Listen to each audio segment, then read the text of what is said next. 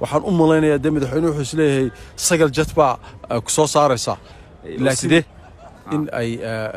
inay xukuumadda doorkii horena la shaqaysay iminkana ay xukuumadda la shaqaynayso waan uga digaynaa waddanka in laga sameeyo waraaqa beenbeena oo lagu codeeyo marka shirkadaasaad leedahay Carabowday shirkadda waana tuum fara badan uu jira haye inay madaxweynaha la shaqayso gaar oo la shaqayso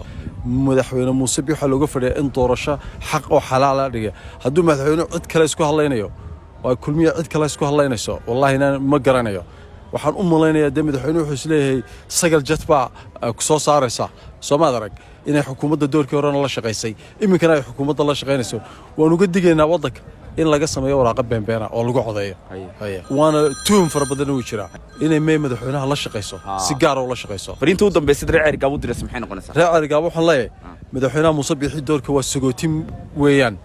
xukuumaddu wax alla waxay noo qabatay ma jirto waxaanu doonaynaa xukuumaddaasu inay si nabadgelyo ah oo iyadoon buuq iyo rabshad samayn inuu madaxweynuhu Muuse Biixi haddii la yiraahdo doorasho inoo dhigo oo doorashada lagaga guuleysto oo codka shacabku raaco waxay ummaddu doonaysaa ummaddu isbedel bay doonaysaa 7 sanadood goboladaas oo baahseen xukuumadda kulmiye madaxweyne Siilaanya mooyaane oo mashaariicda ka fuliyay wadada mooyaane wax haba yaraatay xukuumaddu Muuse Biixi gobolka Sanaag u qabatay ma jirto